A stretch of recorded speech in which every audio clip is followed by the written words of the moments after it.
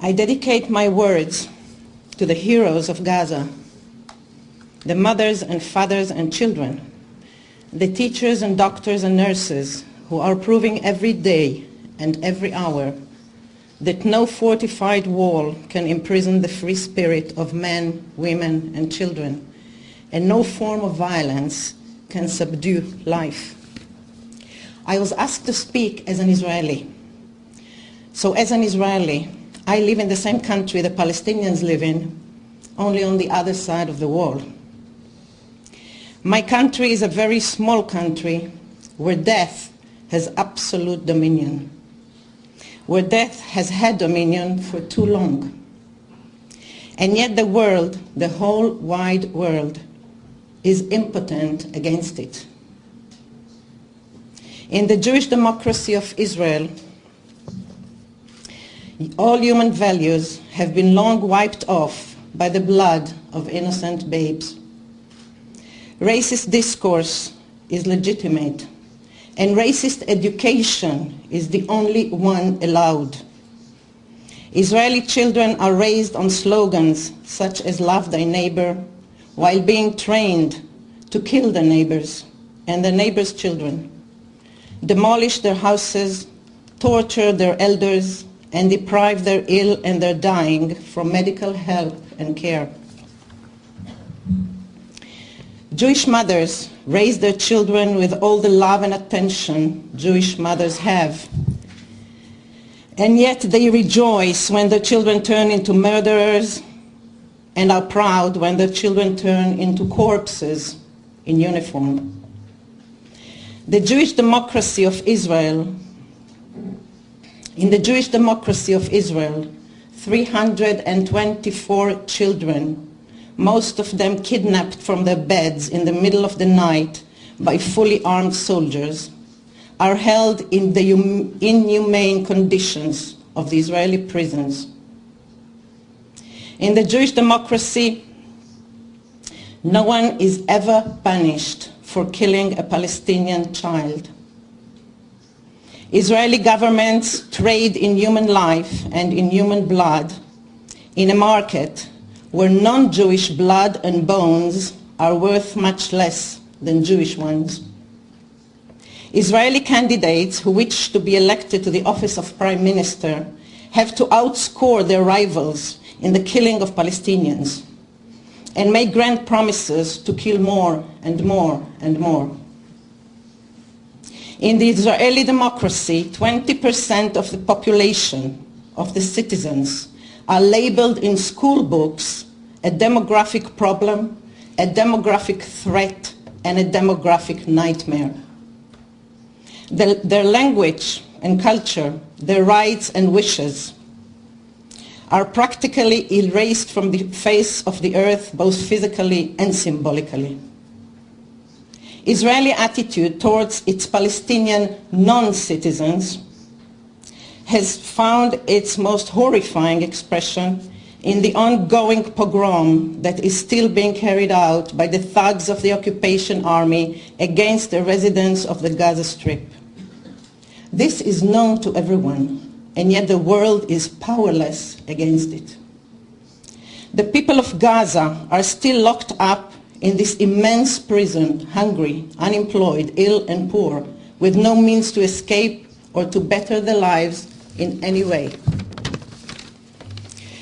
As an Israeli, it is very painful to me to realize that the word Israel has become the synonym to oppression, tyranny, ruthless apartheid, and racism. Just like it is very painful to me to see in rallies all over Europe the Star of David equated with the swastika. Excuse me. I wish this tribunal will encourage people to arise and go to Gaza, the city of slaughter, or to any other city of oppression in Palestine, to see with their own eyes the ghettos in which these people are incarcerated, get married, have families, educate their children, and lead an impossible day-to-day life. I hope the free people of the world can have the courage to come to my country and defy all blockades and high walls and not give up until all barriers are broken and human dignity is restored. But the siege of Gaza is only one of many sieges imposed today in the world by democratic powers as well as by non-democratic ones. All these sieges are meant for one purpose: to silence the voice of freedom and justice. My co-laureate of the Sakharov Prize, Professor Izzat Ghazawi, a man of peace in spite of the inhuman blows he suffered, who died of humiliation less than 2 years after receiving his prestigious award, wrote to me just before his heart surrendered that he believed Israeli soldiers who came to his house every night to break furniture and frighten the children wanted in fact to silence his voice. I have vowed then, as I believe we should all vow today, to do everything within our power so that his and other such brave voices will not be silenced. When Jewish poet Bialik wrote after the pogrom against the Jews in Kishinev about 105 years ago, "Satan has not yet created vengeance for the blood of a small child," it did not occur to him that the child might be a Palestinian child from the Holy Land and his slaughterers, Jewish soldiers. He could not imagine that a Jewish state would immerse all of us in the blood of little girls and boys up to our necks. Today, when the most enlightened civilizations support and commit the most heinous crimes out of greed, megalomania, and pure racism, Bialik's cry from 100 years ago resonates once again. And my heart is dead, no longer is there prayer on my lips. All strength is gone, and hope is no more. Until when? How much longer? Until when? Thank you.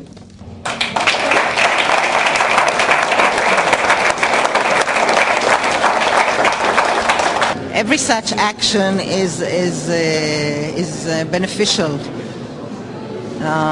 If, I don't know, 100 people or 1,000 people will become engaged and will become involved and will become conscientious, that's enough.